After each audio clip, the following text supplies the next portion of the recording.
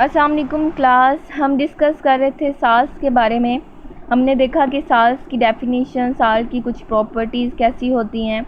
आज हम पढ़ने जा रहे हैं प्रिपरेशन ऑफ साल्ट, कि हम साल्स को किस तरह से प्रिपेयर कर सकते हैं। साल्स को प्रिपेयर करने के दो तरह के साल्स हमारे पास होते हैं और उनकी उस बेस पर हम इनकी प्रिपरेशन करते हैं।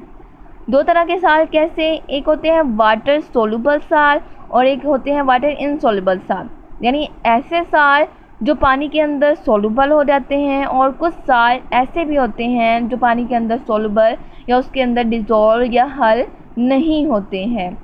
इसी बेस पर, इनकी सोलिबिलिटी की बेस पर हम इनकी आज प्रिपरेशन करने जा रहे हैं। जनरल मेथड 5 हैं। मोस्टली जो साल्ट प्रेजेंट होते हैं वो वाटर के अंदर आसानी से सोलुबल हो जाते हैं, क्योंकि साल्ट आयनिक कंपाउंड है और आयनिक कंपाउंड वाटर के अंदर सोलुबल हो जाते हैं। बहुत कम ऐसे साल्ट्स होते हैं जो वाटर के अंदर इनसोलुबल होते हैं या हल नहीं होते हैं। तो क्या याद रखना है आपने कि ज़्यादातर साल्ट पानी के अंदर डिज़ोल्व या सोलुबल हो जाते हैं। 5 मेथड जनरल मेथड हम डिस्कस करेंगे। उसमें से 4 मेथड सोलुबल साल्ट की प्रिपरेशन के हैं और जस्ट एक मेथड जो है वो इनसोलुबल साल्ट की प्रिपरेशन है। यहाँ से ही हम अंदाज़ा लगा सकते हैं कि मोस्टली सोलुबल साल्ट ही प्रेजेंट होते हैं, वही ज़्यादा अवेलेबल होते हैं बनिस्बत इनसोलुबल साल्ट्स के। प्रिपरेशन स्टार्ट करने से पहले चलिए हम प्रिपरेशन स्टार्ट करते हैं। पहले हम प्रिपरेशन करेंगे सोलुबल साल्ट की, यानी ऐसे साल्ट जो पानी के अंदर हल पजीर होते हैं या पानी के अंदर हल हो जाते हैं। जब हम सोलुबल साल्ट प्रिपेयर कर रहे हों तो आपको 2 तरीके आने चाहिए। एक मेथड है एवेपोरेशन का और दूसरा मेथड है क्रिस्टलाइजेशन का। इनको हम ज़्यादा डिटेल से डिस्कस नहीं करेंगे क्योंकि हमारा टॉपिक जस्ट प्रिपरेशन पे है। ये जस्ट आपको एक कॉन्सेप्ट देना चाह रही थी मैं कि अगर आप सोलुबल साल्ट प्रिपेयर कर रहे हैं तो जब वो प्रिपेयर होते हैं वाटर के अंदर हल पजीर होते हैं, यानी जो हमारा बीकर होता है उसके अंदर पानी भी होता है और हमारा साल्ट भी होता है और वो उसके अंदर डिज़ोल्व फॉर्म में होता है। जैसे कि हम नमक ले लें जो घर में हम यूज़ करते हैं और उसको पानी के अंदर डिज़ोल्व कर लें तो वो साल्ट तो हमें नज़र नहीं आएगा, हम ना तो वहाँ से साल्ट को डायरेक्टली ले सकते हैं।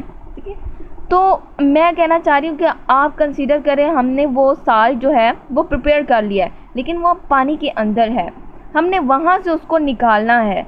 तो कैसे निकालेंगे? 2 तरीके हैं उसके, एक है एवेपोरेशन का और एक है क्रिस्टलाइजेशन का। एवेपोरेशन का प्रोसेस बहुत सिंपल, हम इसको घर में भी कर सकते हैं, लैब में भी करने की इतनी ज़्यादा ज़रूरत नहीं है। इसमें कोई ऐसा फैक्ट नहीं है जो हमें नुकसान पहुंचा सके। जस्ट क्या करना है, आपने उस साल्ट को बीकर में लेना है, बीकर नहीं तो घर में बाउल में लेना है और आपने उसको हीट करना है। काफ़ी ज़्यादा हीट करना है, इतना ज़्यादा हीट करना है कि जो वाटर के वेपर्स हैं वो वहाँ से मूव आउट हो जाएं, वहाँ से एवेपोरेट हो जाएं।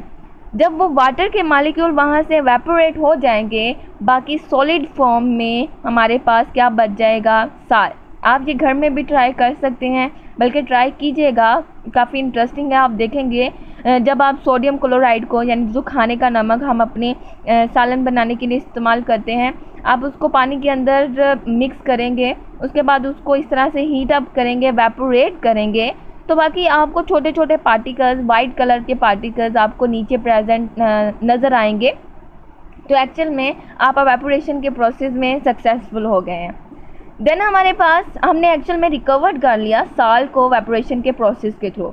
क्रिस्टलाइजेशन का प्रोसेस थोड़ा सा कॉम्प्लेक्स है। इसमें हम उस साल्ट को मज़ीद सैचुरेट करते जाते हैं, उसके अंदर जो फॉर एग्जांपल सोडियम क्लोराइड है उसके अंदर हम और ज़्यादा सोडियम क्लोराइड की अमाउंट जो है वो डालते जाते हैं, इतनी डालते जाते हैं कि हमारा जो सॉल्यूशन है वो सैचुरेट हो जाए। सैचुरेट होने के बाद आपने उसको थोड़ी देर के लिए कूल डाउन करना है। बाज़ औक़ात हमें 2 दिन लग जाते हैं, कुछ साल के लिए हमें 2 दिन लग जाते हैं, 1 दिन लग जाता है, ज़्यादा देर लग जाती है। आप उसके बाद 3 दिन बाद या 2 दिन बाद देखेंगे तो उसके क्रिस्टल, उस साल्ट के क्रिस्टल नीचे बैठना शुरू हो जाएंगे। या अगर आप कोई चीज़ उसके अंदर डाल देते हैं, फॉर एग्ज़ाम्पल स्टीरर डाल देते हैं, पेंसिल डाल देते हैं तो उसके इर्द गिर्द वो क्रिस्टल जमा होना शुरू हो जाएंगे, वो साल्ट जो है वो जमा होना शुरू हो जाएगा। इस तरह से हम उसको रिकवर कर सकते हैं।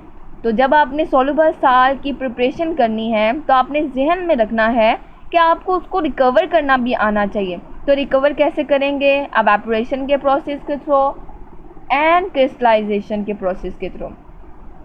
हम अपनी प्रिपरेशन की तरफ आते हैं। हम किसकी प्रिपरेशन कर रहे हैं? सॉल्युबल साल्ट की प्रिपरेशन कर रहे हैं। पहला मेथड है डायरेक्ट डिस्प्लेसमेंट मेथड। कोई मुश्किल काम नहीं है इसमें। हमने ये रिएक्शन पहले भी किया हुआ है। कब किया था? जब हम एसिड का मेटल के साथ रिएक्शन करवा रहे थे। सिंपल सा है, एक ही रिएक्शन हमने पढ़ना है। डायरेक्ट डिस्प्लेसमेंट मेथड में क्या होता है? एसिड का मेटल के साथ रिएक्ट करते हैं, साल्ट की फॉर्मेशन होती है और उसके साथ हाइड्रोजन गैस एवेपोरेट हो जाती है। अब इसमें तो रिकवर करने का मसला ही नहीं है, क्योंकि हाइड्रोजन गैस बनती है, वो गैस की फॉर्म में वहाँ से रिमूव आउट हो जाती है, बाकी हमारे पास साल्ट बच जाता है। चलिए एक एग्जांपल देखते हैं। एसिड है हाइड्रोक्लोरिक एसिड और मेटल है मैग्नीशियम। जब हम रिएक्शन करते हैं तो बनता है मैग्नीशियम क्लोराइड और साथ में हाइड्रोजन गैस एवेपोरेट हो जाती है। रिएक्शन में एक्चुअल में होता क्या है? मैग्नीशियम एक मेटल है और मेटल की ये एबिलिटी होती है, उसकी ये नेचर होती है कि वो इलेक्ट्रॉन को लूज़ करते हैं। तो मैग्नीशियम की वैलेंसी या मैग्नीशियम की एबिलिटी है 2 इलेक्ट्रॉन को लूज़ करने की। हाइड्रोक्लोरिक एसिड को देखें तो आप ज़रा यहाँ नीचे गौर कीजिएगा। हाइड्रोक्लोरिक एसिड में हाइड्रोजन +1 चार्ज और क्लोरीन -1 चार्ज। ठीक है, हमने 2 लिए हैं, 2 मोल लिए हैं या 2 मॉलिक्यूल लिए हैं हाइड्रोक्लोरिक एसिड के। होता कुछ इस तरह से है। अब मैग्नीशियम ने 2 इलेक्ट्रॉन लूज़ किए हैं। अब ये 2 इलेक्ट्रॉन कहाँ जाएंगे? किसको इन 2 इलेक्ट्रॉन की ज़रूरत है, या ऐसा कौन है जो इलेक्ट्रॉन डेफिशिएंट है, जिसमें इलेक्ट्रॉन की कमी है? तो आपने पॉजिटिव को ढूंढना है, क्योंकि पॉजिटिव चार्ज वाले वो आयन होते हैं जिनको इलेक्ट्रॉन की कमी होती है। तो क्या आपको यहाँ कोई नज़र आ रहा है जिसके ऊपर पॉजिटिव चार्ज है? बिल्कुल, यहाँ हाइड्रोजन है जिसके ऊपर पॉजिटिव चार्ज है। 2 ही हाइड्रोजन है और 2 ही इलेक्ट्रॉन है। एक इलेक्ट्रॉन एक हाइड्रोजन को मिल जाता है और दूसरा इलेक्ट्रॉन दूसरे हाइड्रोजन को मिल जाता है, और वो हाइड्रोजन आपस में स्टेबल हो जाते हैं हाइड्रोजन गैस की फॉर्म में, आपस में मॉलिक्यूल की फॉर्म में ज्वाइन हो जाते हैं और हाइड्रोजन गैस बना देते हैं। बाकी रह गया मैग्नीशियम एंड क्लोरीन। मैग्नीशियम ने 2 इलेक्ट्रॉन को लूज़ किया, उसके ऊपर आ गया +2 चार्ज, और क्लोरीन 2 क्लोरीन, क्योंकि एक क्लोरीन के ऊपर तो नेगेटिव चार्ज है, वो एक क्लोरीन तो उसके साथ अटैच नहीं हो सकता क्योंकि उसकी वैलेंसी है +2। तो 2 क्लोरीन उसके साथ अपनी अटैचमेंट करेंगे और यहाँ हमारे पास बन जाएगा मैग्नीशियम क्लोराइड। हमने यहाँ डायरेक्ट डिस्प्लेसमेंट मेथड पढ़ा।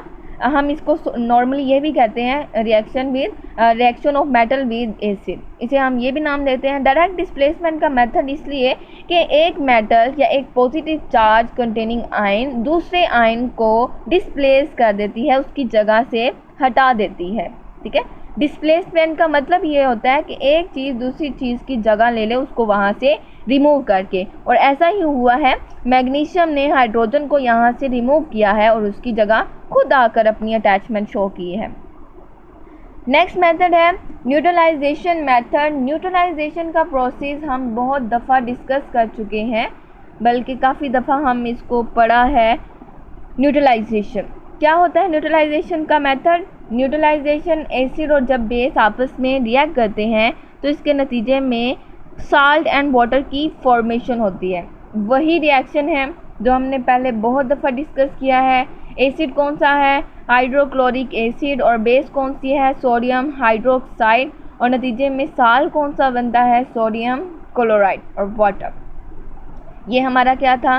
Neutralisation method. सिंपल, एक का पॉजिटिव जो कि सोडियम है, दूसरे का नेगेटिव जो कि क्लोरीन है, आपस में मिलकर सोडियम क्लोराइड, और बाकी रह जाते हैं OH negative and H positive, वो आपस में मिलकर वाटर की फॉर्मेशन करते हैं। देन हमारे पास रिएक्शन है एसिड का मेटालिक ऑक्साइड के साथ। मेटालिक ऑक्साइड की नेचर भी बेसिक होती है, आपको पता होना चाहिए। हमने पहले भी इस बात को डिस्कस किया है कि मेटालिक ऑक्साइड किस तौर पर एक्ट करते हैं, बेस के तौर पर। इनकी नेचर क्या होती है? बेसिक होती है। रिएक्शन है एसिड का कौन सा एसिड है? Hydrochloric acid. हाइड्रोक्लोरिक एसिड है? No, it is the sulphuric acid. आपने इनकी स्ट्रक्चर, इनके नेम याद रखने हैं। ऐसे एसिड तो आपने लाजमी याद रखने हैं जो बार बार यूज़ हो रहे हैं। ये हाइड्रोक्लोरिक एसिड है, ठीक है। ये कौन सा है? Sulphuric acid. और देन हम रिएक्शन करवा रहे हैं मेटालिक ऑक्साइड, मेटालिक मेटल का ऑक्साइड। और मेटल कौन सी है? कॉपर है, कॉपर ही है ना, बिल्कुल ये कॉपर ही है। और ऑक्साइड क्यूप्रिक ऑक्साइड है हमारे पास। यहाँ कॉपर की वैलेंसी होती है +2। इसको मैंने इतना ज़्यादा डिटेल से नहीं शो किया क्योंकि हमने ये पहले डिस्कस किया हुआ है। अगर काफ़ी यहाँ मैंने इनके चार्जेस नहीं शो किए हैं अब तक, तो आपको इनके चार्जेस याद हो जाने चाहिए कि कॉपर की वैलेंसी कितनी होती है +2, ऑक्सीजन की कितनी होती है -2। यहाँ हाइड्रोजन +1 होता है, इसलिए ये 2 हैं, क्योंकि सल्फेट कितने होते हैं -2, उसकी वैलेंसी -2। और एक और चीज़ जो आपको इन रिएक्शंस को याद करने में आसानी कर देती है, चलिए वो थोड़ी देर बाद में डिस्कस करेंगे। तो यहाँ हमारे पास पॉजिटिव और इसका नेगेटिव आपस में रिएक्ट करके कॉपर सल्फेट, और यहाँ ये ऑक्सीजन, एक ऑक्सीजन, यहाँ 2 हाइड्रोजन H2O बना देंगे, यानी कि वाटर बना। हमारे पास क्या रहा है? Salt and water. यहाँ भी क्या बना था? Salt and water. यहाँ ये सोल्यूशन फॉर्म में है, ये भी सोल्यूशन फॉर्म में है। इससे अब हमने रिकवर करना है। यहाँ ये साल्ट और वाटर दोनों सोल्यूशन फॉर्म में हैं। अब यहाँ रिकवर करने का प्रोसेस यूज़ होगा, यानी एवेपोरेशन या क्रिस्टलाइजेशन। इसमें भी या आप एवेपोरेशन, इसमें हम एवेपोरेशन का प्रोसेस नहीं ज़्यादा यूज़ करते हैं क्योंकि कॉपर सल्फेट के जो क्रिस्टल हैं वो एवेपोरेट करने के पर, यानी कि हीट करने पर ख़राब हो जाते हैं। तो हम इसमें क्रिस्टलाइजेशन का प्रोसेस यूज़ करते हैं कॉपर सल्फेट में। चलें, ये बात तो होगी। अब हम नेक्स्ट की तरफ आते हैं जो आपके लिए थोड़ा सा नया है। Reaction by the reaction of acid and carbonate. Carbonate यानी कि CO3 की यहाँ बात हो रही है।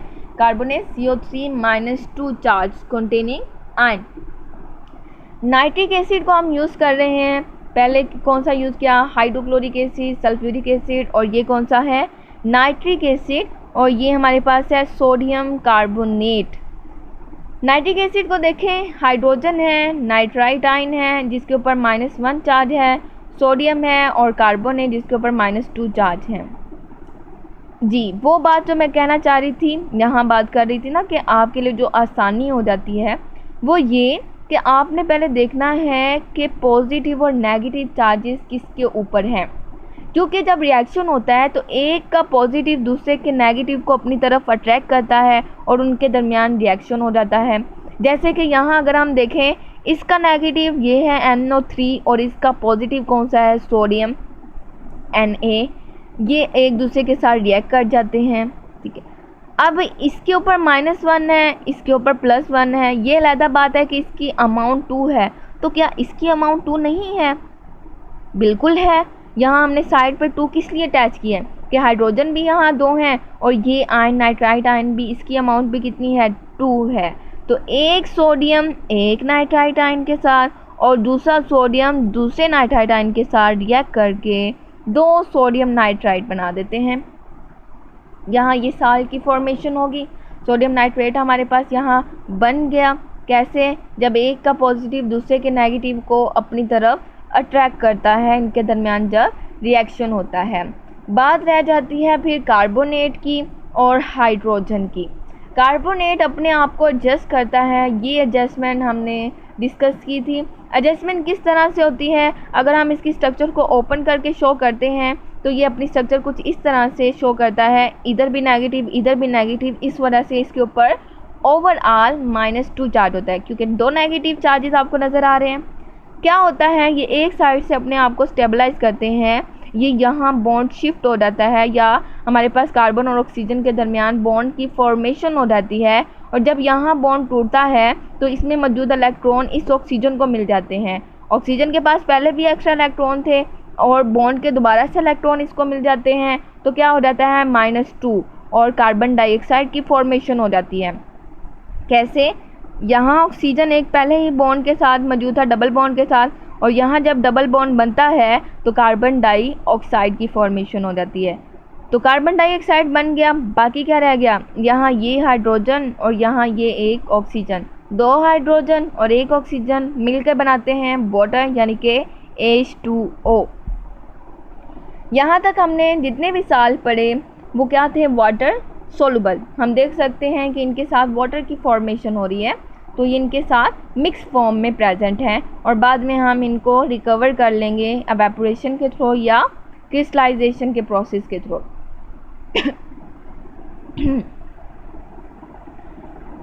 देन हमारे पास है प्रिपरेशन ऑफ इनसॉल्युबल साल्ट।